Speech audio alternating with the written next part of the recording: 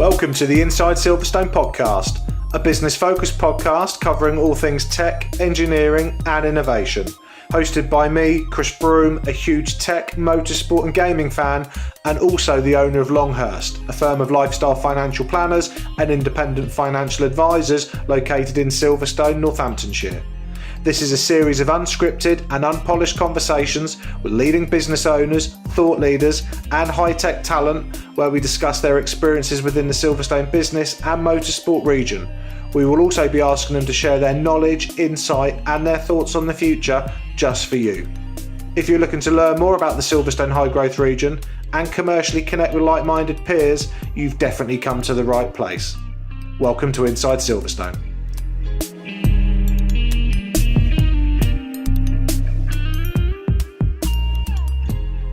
Good afternoon and welcome to the next episode of Inside Silverstone. My name is Chris Broome and I'm your host, and today I am delighted to welcome to the show Stuart Pringle, who is Managing Director of Silverstone Circuit. Stuart, welcome to the show. Thank you, Chris. Stuart, as is customary for Inside Silverstone, I normally start off with a good old-fashioned run-through of your CV, which I've grabbed off LinkedIn and Google. So if any of this is incorrect, do let me know. But is it okay if I quickly run through this? Yeah, of course, yeah. So education-wise, I got a degree in real estate from Southampton University. 95 to 2000, you were part of the British Army as a captain in the 1st Royal Tank Regiment. Correct. Left as a captain. Left as a captain. Didn't start as one. No, of course, but worked your way up. And clearly fascinating experience working in the British Army. Yes, it was an experience that I wouldn't want to have missed. Sure. Life defining to a certain extent. Yeah. I think I consider it a massive honour to have had the opportunity to command British soldiers. They are great guys and girls, more guys at the time that I was in. Although my regiment, my old regiment, it's always been at the forefront of change. The tank was a new weapon 100 years ago. Yes. And they were absolutely at the forefront. They took the first women into the front line. Wow. Before anybody else. And last year, 17, celebrating the centenary of the big battle on, the only time that I have really shown my face in the last 18 years since I left. Right. I met the first 2 female tank commanders in the British Army who were members of the Royal Tank Regiment. Phenomenal. And fine young officers they are. Brilliant. And then you left the army and got into basically motorsport. So you became club secretary for Vintage Sports Car Club and then moved and became a group motorsport event manager for Motorsport Vision. Then joined the British Racing Drivers Club, so the BRDC, as club secretary for just under a decade, and then evolved and sort of moved to Silverstone Circuit Limited initially as sporting director for 2 years, and then 2017 becoming managing director, which is what you are right now. Yes, I was very lucky when I left the army. I didn't really know what I was going to do. I assumed I'd end up going into commercial property and qualifying as a chartered surveyor. So I had a degree in it, but I needed to get my first job and get professionally qualified. But in truth, I wasn't enormously motivated, and I was sitting in the officers' mess in Warminster, reading a copy of Motorsport magazine that I had on subscription, where I spotted that the Vintage Sports Car Club were looking for a club secretary. And the job description was pretty much, if you like old cars and you can organise things, apply here. And that was enough motivation for me to get my CV together. And I was very, very lucky in that the guy in charge of recruiting was looking for somebody younger to take the helm. They felt that the world of pre-war cars was perhaps being a bit pigeonholed as old man's and fuddy-duddy. Yeah. And the outgoing club secretary was retiring on his 65th birthday. And I thought, well, I can do that. And I was lucky to be the youngest person who applied for the job. That got me the interview. There we are. And I got the job age 28, and that got me started in this world of motor cars or motor racing. And although the subject matter is out of date, actually you still got to run a P&L. You still can't kill people. You've got to make sure there's insurance. Yeah. Protocol, office systems, good governance, understanding the rules of the governing body got me into the world. And once you get into somewhere, it's all about your contacts, really, isn't it? And building a black book. Yeah. And I was very proud of what we achieved at the Vintage Sports Car Club. It's a bit of a niche area, but there's still 7,500 members and over 35 events a year, and freehold premises, staff. And so there was a lot going on. It was very busy, but I was looking for my next challenge, and I very much like pre-war cars. They are my thing.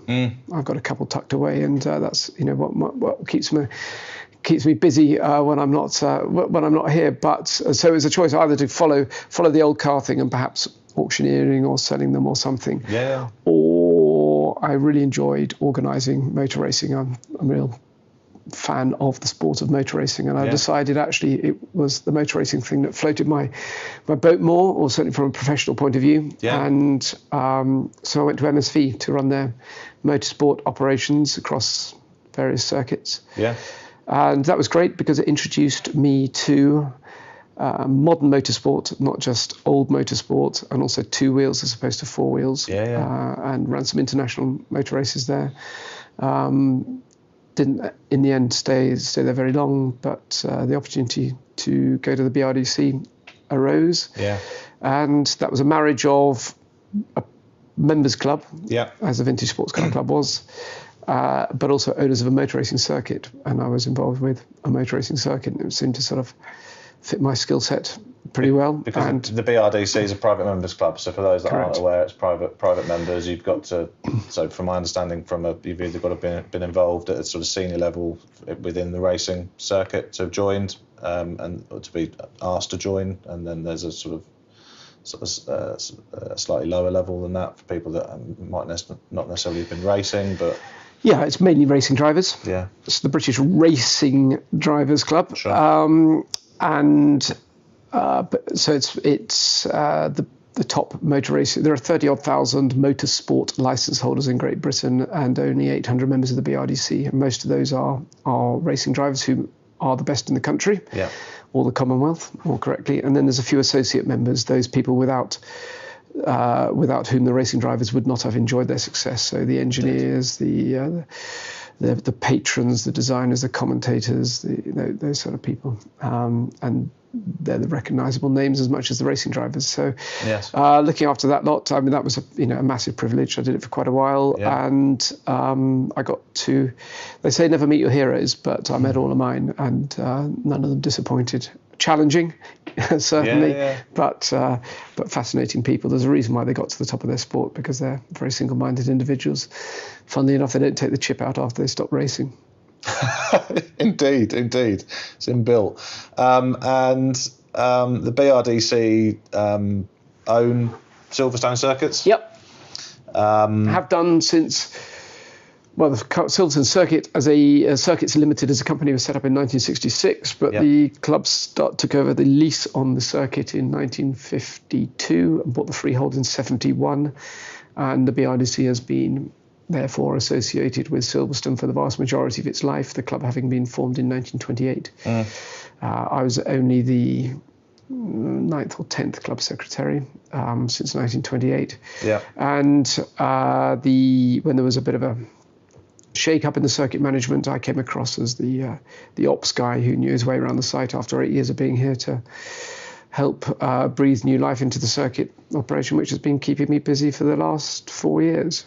Very much so, and so Silverstone as a racetrack, known as the home of British motorsport, host or have hosted Formula One, clearly, which we'll come on to, MotoGP, British Superbikes. I was at a Superbikes event a month ago or so, supporting the OMG racing team, World Rally, Cross, World Endurance, yeah, and a few others. Well, Silverstone is where the international motor racing takes place in Great Britain now, because of the scale of the infrastructure that we have here. And but over the years, we've hosted all the big international races, but also club racing. Okay. It's really important to the BRDC that there is a healthy motorsport environment in Great Britain, grassroots motorsport. For years and years and years, the BRDC has in one way or other supported grassroots motorsport, and continues to do so, with allowing the humble competitor in his club and cheap car that he's bought for a few £100 or a small number of thousands of pounds to race on the same circuit as his Formula One heroes. Yeah. And that's not possible in every country by any stretch of the imagination. So we're pretty lucky. I mean, we've got an amazing motorsport environment here, and I'm sure we'll get onto this, but that's really what underpins the Silverstone motorsport ecosystem. That's what Silverstone Park, Silverstone Technology Cluster are trying to grow on the back of, and a vibrant, healthy racing scene is really at the base of it all. Indeed. And one of the number one questions that I got asked from folk that know and knew that you were coming on the interview was to talk about F1, clearly, and just to sort of understand a little bit more about the future. So, from what we've read and what we've heard, what's the latest with that? What can you sort of tell us regarding the future of sort of Formula One within Silverstone? So ahead of the Grand Prix last year, we exercised the option that we had in our contract to break that contract. We did so with a heavy heart, but because it was going to become way too expensive over the second half of the term of that contract, and we did not think that was deliverable or sustainable, and we weren't prepared to kill our business and our club over that. Nobody wants motor racing at Silverstone more than the BRDC. And me. Yeah. But Formula One, there is more to Silverstone than Formula One, and it isn't worth going bust over.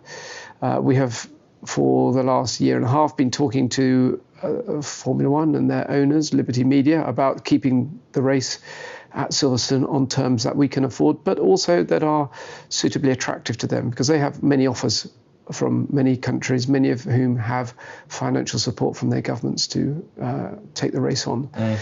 But Silverstone has history, and you can't buy history, and you can't make it up.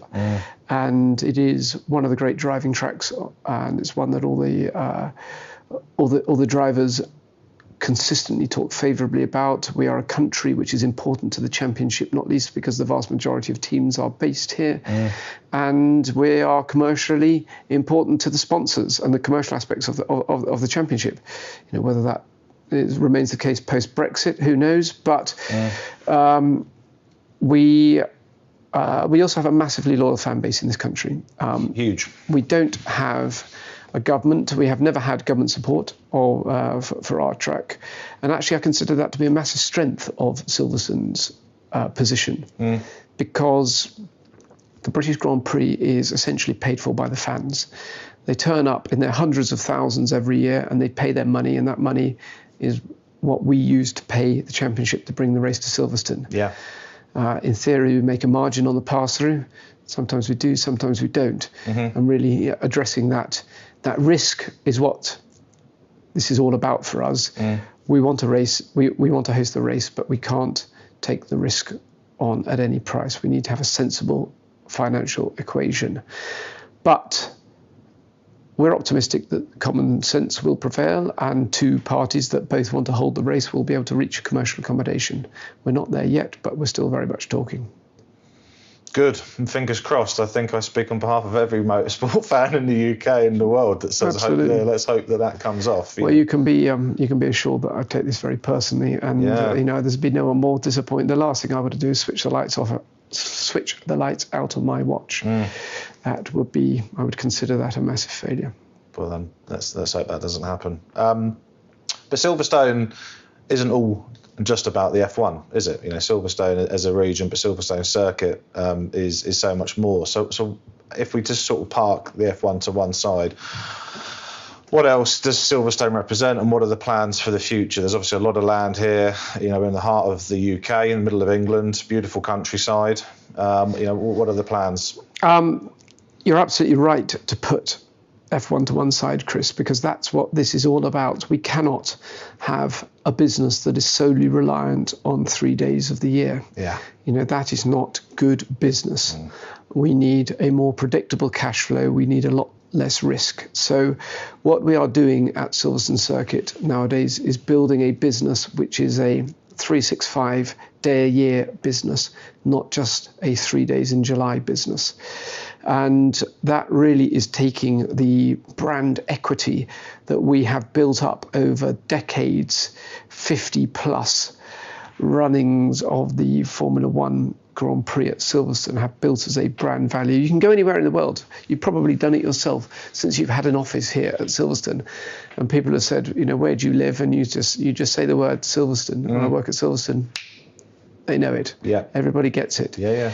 And so it's about taking the value in the Silverstone brand and extracting it such that people can come here 52 weeks a year and have things to do. So our mission is to make ourselves a nationally recognised, family-focused leisure destination with motorsport at its heart.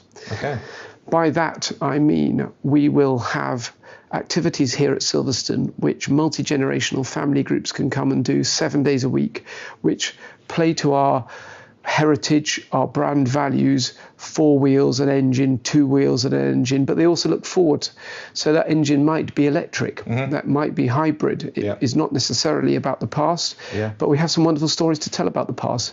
And we need to get those stories across in a modern way, in a way that is engaging, encourages people to come back, evolves, and gives these family groups things to do over several hours a day. And spend time with us, have a fantastic time, spend a bit of money, decide to come back and watch a race which they didn't know about, didn't know was coming up.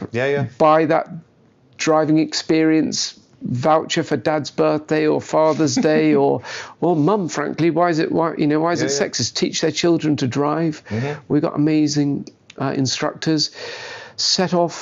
Inspire young children to consider high performance engineering and motorsport engineering as a career. We're very good in this part of the country at engineering. That's what the Silverstone Technology Cluster is all about. So let's tell people about that. There's already 40,000+ people earning their living in that sector per annum. It's worth more to British gross domestic product annually than coal and steel combined. But is it really? Not enough people know about it. So we are going to build something called the Silverstone Experience. It will open in May 2019, which is only a few months from now. It's November 2018. For those of you listening, some months down the line. So you're busy at the moment getting that ready? Actually, I'm a step back from it in that we have set it up as a separate charity, so it is not part of our group of companies within the BRDC or Silverstone Circuit. That said, the club, the BRDC, has gifted the land, and the charity will work closely with the circuit because the site is right at our front gate. But I am a trustee of the charity, so I'm very aware of what's going on. I was on a call with the chief executive at 7:25 this morning, so I'm sort of aware of everything that's happening and trying to be an active trustee. But it's about bringing in a new demographic to Silverstone. It's the first big piece of a jigsaw puzzle. We've been very lucky to secure Heritage Lottery Fund support for this project. So a significant grant, one of the more significant grants in recent years, over £9 million well, congratulations. Of Lottery Fund money coming to support this project, which gives you an indication actually about what the HLF believe the importance is of this story and why it should be told. Because there's a perception and you will have had it from friends and people that you've met chatting in the pub or whatever, that, oh, you work at Silverstone, it must all be champagne and grid girls and private jets and Lewis Hamilton and everything. No. But actually, running a motor racing circuit is a pretty marginal affair. Yeah. And the HLF saw there was a story to be told. This history had never been made available to the public. The archive of the BRDC of Silverstone here has never been publicly accessible. This will allow it to be so. We have had at the Grand Prix in previous years queues of people just queuing up to see the signing on sheets for various Grand Prix, to see their heroes' signatures on Grand Prix signing on sheets. Wow. Which, they're evocative pieces of history. Yeah. If you're a fan of the sport, amazing.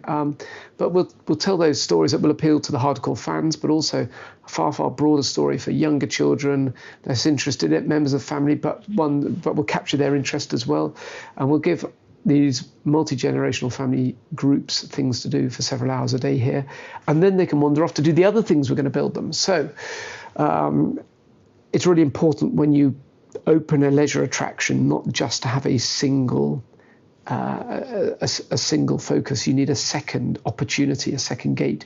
The reason is people will travel further if there are two things to do on a site. So the second thing for us is to, the working title is the Family Entertainment Centre, but if the Silverstone experience is about education, science, technology, engineering and maths, making people, young families, realise about the exciting world that motorsport is, existed Motorsport Valley here in the middle of the country, then the Family Entertainment Centre is about families of all ages having something to do. Yeah. So it starts with young kids, carpet sharks crawling all over the place in a soft play area. Goes up through, 4, 5, 6, 7, 8-year-olds, bolting carts and buggies and things together. Nice. And making them work and letting off steam.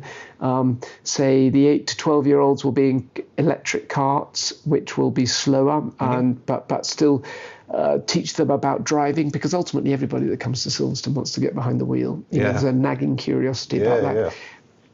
And we'll build in some good lessons for them: social awareness, road safety, road signs.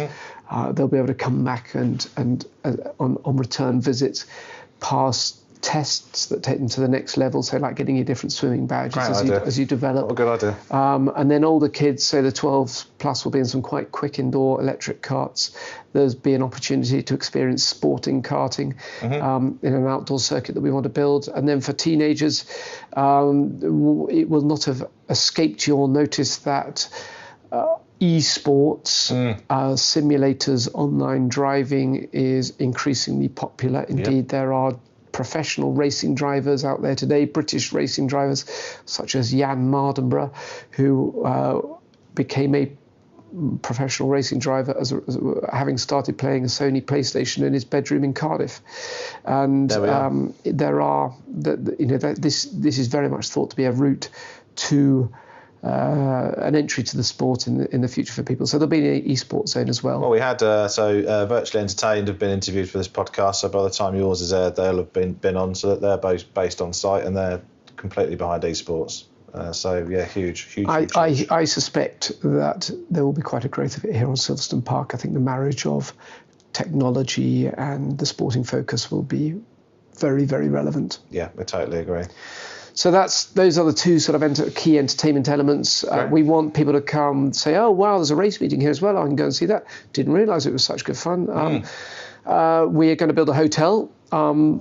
We've needed to build a hotel here for decades. Yeah. The commercial case has not been made previously, but it is there now. In truth, the hotel is not so much about the motorsport, but actually it's about making the wing, the Formula One pit and paddock building, work as the biggest conference and exhibition space between London and Birmingham, which it is. And so this is about making our business, Silverstone Circuit, work as a 7-day-a-week business, not just a Saturday and Sunday business, a Monday to Friday business also. We have a lot of conferences there already, but we can have a lot more, and we'll gain a lot more if you can stay on site. So a 197-bed Hilton Garden Inn hotel will open in the middle of 2020, so just 18 months from now, which is very, very exciting, and you'll start to see evidence of that coming out of the ground from spring next year. We are in the planning process at the moment. We've got over 1 million square foot of outline planning consent for the site. That includes a second property project, which will be some short stay luxury accommodation units on a plot of grass, which currently has sheep on, but actually will allow people to stay. And when we have, today we've got a track day on. People came last night, some will stay tonight. Why don't they do that at the circuit? Yeah. And so, that's another really exciting opportunity. So there are quite a lot of projects that we've got going on that will develop us as a leisure destination. We intend to also work more closely with automotive brands. The Porsche Experience Centre has been open at Silverstone for getting on for a decade now, 8 years or so. It's been very successful. Just 3 weeks ago, we gave the keys to the Stowe Circuit, the 1 mile circuit that we have in the middle of the Grand Prix circuit, to Aston Martin Lagonda Limited. Aston Martin will develop all future Aston Martin road cars at Silverstone. Silverstone will become to Aston Martin what Fiorano is to Ferrari, somewhere where test and development activities take place. And they are currently converting a building that we have there to their test headquarters, and we will start to see that activity in a short number of weeks, which is really, really exciting. And we have plans to work with other automotive brands, other OEMs here at Silverstone. So I see our future, rather than just a single point motorsport events business where you're reliant on a small number of days in the summer months. And you cross your fingers about the weather, and you cross your fingers about a Brit doing well in the championship and the visibility of the championship, or the presence of a Valentino Rossi or something like that. But actually we need a business that's underpinned by two mutually supporting elements. One is, as a leisure destination, the Silverstone Experience, the family entertainment centre, the hotel, and also our automotive relationships. So the Porsche Experience Centre, the Aston Martin Test and Development Centre, and other automotive brand bases. And those will give us a much firmer base that will allow us to keep the cherry on top, which is motor racing.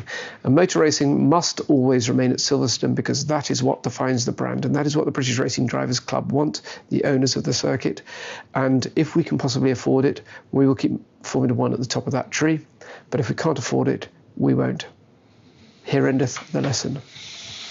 Yeah, it's impressive. I mean, I can tell you, as a resident of the area, so I live in a village just outside Silverstone, and a huge motorsport fan, and having opened my business on Silverstone Park, part of Silverstone Technology Cluster, but to be around all of this, to hear what you've just said over that last sort of 10-15 minutes, excites me. I think, and I can definitely speak on behalf of the business owners within the STC and the Silverstone Park, that they will also be very excited about the opportunities. So thank you for the passion. I thank you for your setting your business up here, and for the other members of this community in seeing the value in the Silverstone name, because one thing that will make our business successful is MEPC and Silverstone Park and Silverstone Technology Cluster being successful, attracting, supporting industries. This is a really virtuous circle. We can all support each other here. And I'm not just spinning you a line. I'm absolutely convinced that this is a deliverable vision that will see a sustainable long-term future for Silverstone. We will have to evolve. For example, we both, Ros Bird, who I think you've also interviewed and is probably coming up or up on the website already, and I are talking to government, both local and national, about the infrastructure to this site, because how are we going to get enough power to Silverstone to power the EVs, the electric vehicles of the future? This is really important. If all of our cars, when all of our cars, not if, when all of our cars are going round and round powered by electrical motors rather than internal combustion engines, how will those be charged? How will our customers coming to watch charge their vehicles? How on earth do we get enough power to this site to do that? As it happens, I think our timing is quite good in that respect, in that the Oxford to Cambridge Growth Corridor, the East-West Growth Corridor, Oxford to Cambridge Expressway, the Varsity Rail Line. There's a huge amount of investment going to go into this middle part of the country, the access for which is broadly the A43, which runs outside our front gate. Yeah. So this is an area that's going to achieve, be a focus of national attention over the coming years and decades. Yes. And that's really exciting. There are going to be a lot of people coming here. They will need jobs. Together we will create them jobs. We will create a buoyant tech hub here that will join the science hub in Oxford, and also something similar in Cambridge. And we will end up with this technology, this cluster of technology clusters. Supercluster, as Rods calls it. Thank you. That's a great description. Yeah. A super cluster of clusters across the middle of the country. It's a really exciting time to be here. I think, and this will happen comfortably within our working lifetime.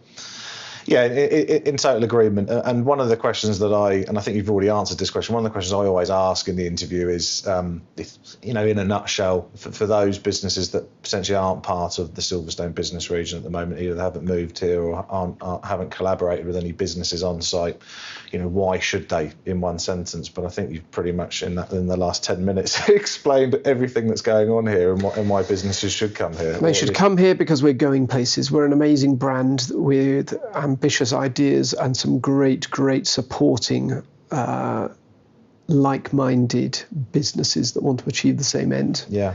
It's an exciting time in an exciting place. Definitely. And you've touched on the electric vehicle piece. So I put a question out to my LinkedIn followers earlier today, having you come on, saying basically were there any questions that anyone had. And our good friend Sally Powolotsky from Unity asked whether or not Silverstone were or is looking to put in place some EV infrastructure to support sort of the future of electric sort of rallycross and motorsport. And so what presumably you are. You started those conversations already, as it sounds. Yes, the switch to electric for the World Rallycross Championship has been put back a year from 2020 to 2021. And whether or not, I don't know as we sit here now, the extent of the infrastructure that we will have in place by 2021, and it may be that we have to ironically drop generators in to charge electric motors. Ho, ho, ho. Yeah. The irony. But absolutely, we need the infrastructure in, and those conversations are underway. Okay, great, thank you. Cool. Okay, so this sort of moves us on to the sort of next part of the interview, where we have just a very short piece on you, on sort of Stuart Pringle, just to help our listeners understand sort of background to sort of present, and potentially sort of lessons learned along the way, provide some invaluable insight from sort of life, your own life experiences, and so sort of the genesis of getting into what has now become managing director of Silverstone Circuit. So presumably when you were a wee lad into sort of cars and motorsport and Meccano and anything associated sort of to that? Yes, my dad always had old cars, pre-war cars, and that was fired my passion from an early age, and it's what we did as a family. Yeah. And my earliest motorsport memory is sitting in Woodcote Grandstand in the late 70s, don't know, probably 78, something like that, and watching ERAs herring around Woodcote at a vintage sports car club meeting and thinking, wow. And watched a lot of motor racing growing up. Always, interestingly, my mum and dad pulled a box of magazines out of their attic a year or so ago, and you could see my sort of evolving from cartoon magazines, and the year I started to spend my pocket money on motor racing magazine was what would it have been, 1982 or 3, I'm thinking on my feet here because it's got Derek Warwick in a Tolman at Brands Hatch. So it would have been, that would make it 82, I think. Okay. Or was it 84?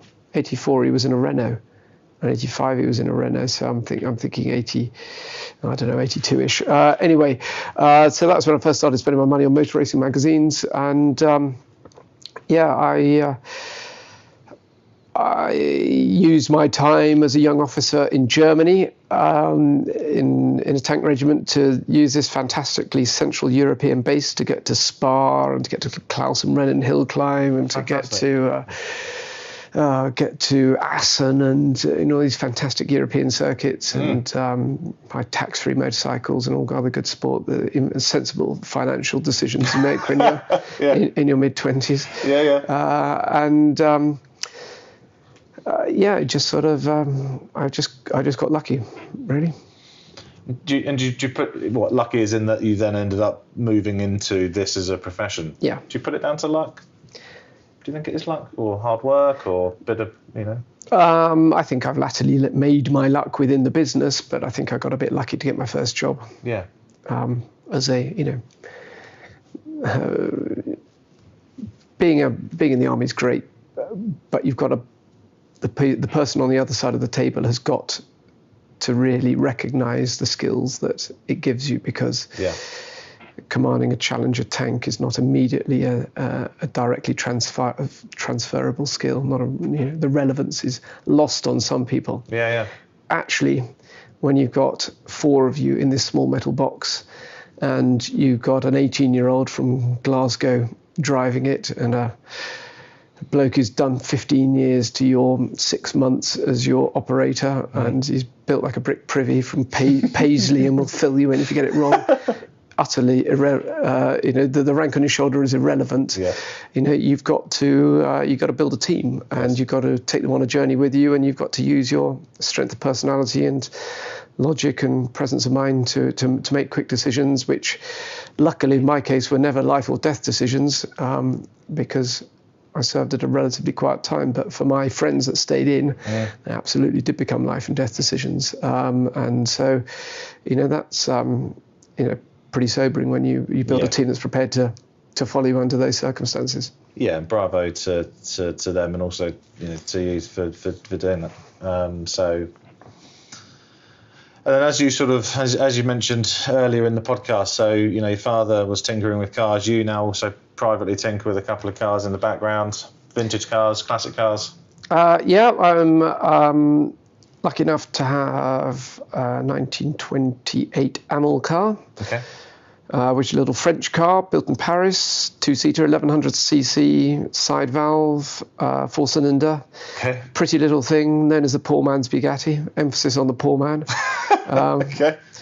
It only took me 9 years to screw it together, and it's great. We have a lot of fun with that. My wife drives that quite a lot. And then in the 9 years that it took us to screw it together, I bought it on the Tuesday before we got married on the Saturday, which wasn't ideal timing, especially as I had to tap her up for half the money at the time of the wedding. But boxes of bits of Amilcar don't come up very often, and you can't pass them by. But by the time we got it screwed together 9 years later, we had 2 of our 3 children, and we didn't fit in a 2-seater car as a family of 4. My dad said, best you take on the Sunbeam, which he had pulled out of a garage in 1982, when I was 11 years old. I remember going very clearly with him to go and get it, and it's been in our family ever since, and it's a great people carrier, so we can load that up with camping kit. Right. All the kids, we go off, try and get to Prescott Hill Climb every first weekend of August. Right. Which is the VSCC's big meeting there. It is it's one of the great motorsport events in the UK, not well known, but 250 competing cars, each doing 4 timed runs up a hill. So 1,000 runs up this Gloucestershire hill, and the Orchard car park holds 600 pre-war cars for spectators who turn up to watch on Sunday. and Saturday and Sunday, but on Sundays probably up to about 600 spectators, cars parked there that are all pre-war. It's a fantastic scene. So it's the first. So I've never heard of it. So it's the first weekend in August. First weekend in August. It's called Prescott Speed Hill Climb. It's the Vintage Sport Car Club meeting there. There we are. And that's a real family institution. And so we take our tent, have a great weekend there, drive the cars up there. It's nice to run through the Cotswolds, and it's a bit of a busman's holiday, because the weekend before I normally done the Silverstone Classic, and the weekend or two after it'll be the World Endurance Championship or MotoGP. Yeah. But that's what I like to do in my free time. Yeah, and presumably, so your kids, so you've got 3 kids, so you get your children into motorsport. Have they picked up Dad's bug and their grandfather's bug for it? Yeah, my boys are 14 and 12, and they understand why I'm not funding them on a karting career, but they're not happy about it. Okay. But no, they see themselves as the next Lewis Hamilton. Just what I was going to say. But it's great. We enjoy it. They do understand that they need to pay their dues and stand on the bank at Cops in the rain, and not just have use of the BRDC clubhouse or a hospitality suite that I may or may not be entertaining guests in at a weekend. Good. They've got to earn their spurs. And my daughter Rose, who is 8 years old, 9 next month, is she's very long suffering and actually enjoys it as well, because if you can't beat them, join them. So yeah, exactly. 2 older brothers especially. Exactly. You've got to be pretty roughy toughy. Bravo. Wonderful. Thank you. That's really fascinating. Thank you for sharing that. I said before we went live with the interview that there's the sort of 2 questions that we normally conclude with on the podcast, one of which is about sharing embarrassing mistakes that you might have had throughout your career, so that we can sort of share that with the listeners who themselves might make mistakes but might not want to sort of disclose them, but to try and hopefully shed some sort of positive, fun light on it. So I'm not sure if in the world of Stuart Pringle, through sort of army career through the Silverstone Circuit, there's been anything that you can sort of recite that's humorous, or something that provided a sort of pivot moment, a learning point for you throughout your career. Anything? I have 2 or 3 times in my professional career, I have done what I suspect most people have done, and obviously I didn't learn the first once or twice. I guess I've probably done it 2 or 3 times, but I've got completely revved up, written that email and pressed send. Yes. And like the rest of us, I now know to leave it in the draft file. Yes. Go home. Yes. Sleep on it. Come back in the morning. Yep. And see if I still feel that angry. Yep. And typically you won't. Funnily enough, you seldom do. Yeah, absolutely. So just not falling foul of email. Like I have a love-hate relationship with email. I mean, it's clearly incredibly helpful, but it does take over your life, doesn't it? It does make you check your wretched phone too often.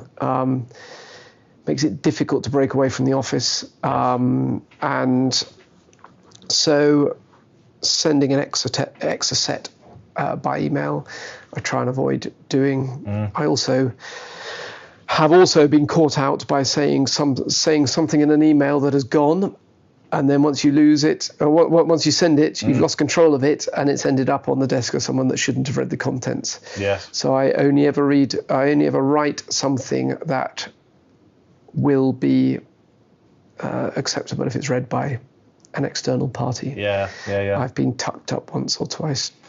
Good, that's sage advice. Actually, yeah, I've historically fallen foul of email rage as well. I think when you let your emotion kick in, or even, dare I say, ego or anything else that's from a sort of red energy perspective, to certainly write the email, pause, leave it a day, leave it a night, which is great advice, and then come back to it and typically either rewrite it or just delete it. But typically rewrite it, remove half of it. And do you know, most of the time, just don't send an email. Talk to people. Pick up the phone. Or if you can see them face to face. Yeah.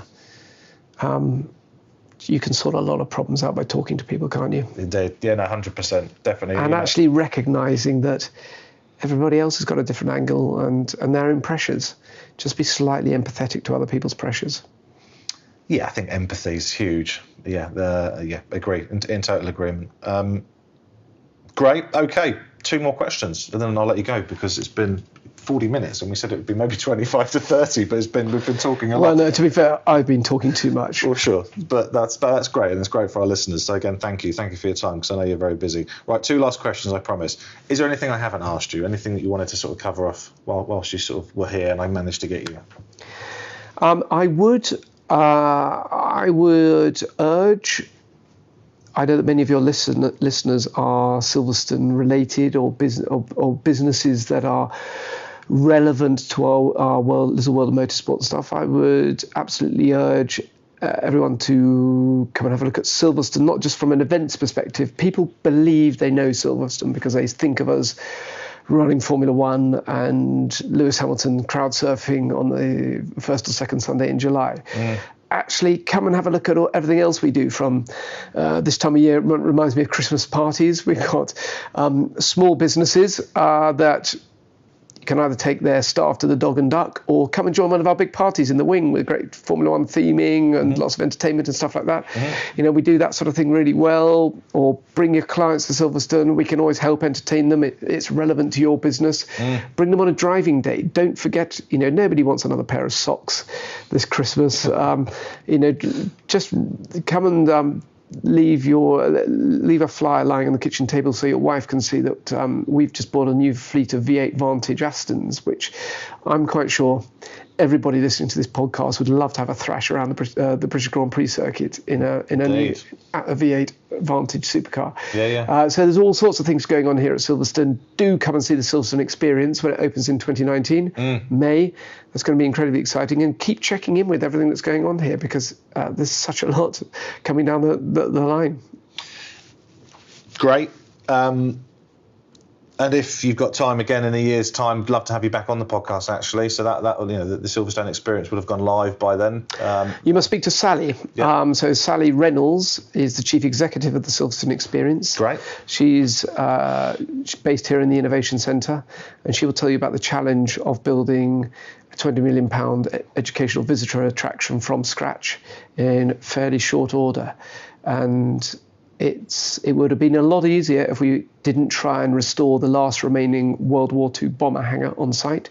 We could have just put up some steel, but that wouldn't have been restoring the heritage and telling the story. So everything they're doing, CGI, computer graphics, fact-finding, photographing Barry Sheen's bike, or having Damon Hill in his father's Lotus 49B 2 or 3 weeks ago. Some, you know, really exciting stuff that's going on week in, week out. And Sally's really well placed to tell you, and comes from a fascinating background of leisure attractions, was formerly the marketing director at Legoland, and is a real benefit to what we're trying to do here at Silverstone, because she's not a complete car nerd like the rest of us. And actually she knows about attracting families and being a broader leisure destination, which is why she's doing what she's doing for us. Well, if she's based on site, I'll go and find her in a bit, actually. She's about over the next day or so to grab a coffee with us. So great, brilliant. Last question, very last question. And I always ask this because I'm the host and I can be selfish. And the question is, what bit of advice, life advice, business advice, but maybe life advice could you give me, Chris Broome, the owner of Longhurst, you know, a firm of chartered financial planners on site. I also live locally, big motorsport fan. What bit of life advice or personal advice could you give me? You did mention this earlier, Chris, and I thought of what I wanted to tell you, and it's completely gone from my mind. What I didn't particularly want to say is do something that you enjoy, but I consider myself very lucky to do something that I enjoy. I never really feel I've worked a day in my life. You know, really? I honestly don't feel like it's ever been work. And that said, you know, at the moment, I've got plenty of big things playing on my mind, and I'm not sleeping that well. But I still love it, and I still can't wait to get out of bed in the morning. So do something you enjoy, but I suspect you're already doing that, because actually you've been very clever, and you've combined this podcast and it's not a natural thing for somebody in your business to be doing, but it's an interesting way to build a network and talk to a whole relevant group of people. So I think you're probably doing something you enjoy. I'm going to have a think, and we might just start the tape at the end. Whenever I can't remember the second part. So no, sorry. it's fine. Look, do you know what? That's perfect. The nuts and bolts are, follow a passion, do something you love. So you're in a lucky and fortunate position where you're not looking at it as work. Clearly you're going to come up with projects and things that are going to be stressful, as you've said, and obviously you've got to deliver, but actually you still love it. And so, I think that's sage advice, and certainly something that you're right. I'm doing something that I do love, but there are times where you may question that and think, oh, it's tough. But actually, as long as you're following a passion, then and you get paid for it, then it's a win-win. So yeah, great, thank you, Stuart. We're now nearly 50 minutes into the interview, so I'm going to draw it to a close. Thank you so much for coming on. Clearly, I'll connect with Sally Reynolds regarding obviously the Silverstone experience, and we'll look to get her on either before or after it goes live early next year. And again, with your good self, love to get you back on maybe in a year or two, just to see what else is going on with Silverstone Circuits Limited as an institution. Maybe another conversation regarding the F1. Hopefully, because we've still got it. And I hope it's sorted by then. Yeah, indeed. Yeah, we better be sorted, Stuart. But we've got complete faith. I have complete faith that you're going to pull it off, as I'm sure everyone else has. So good luck with it. Thank you for coming on. Thank you, Chris.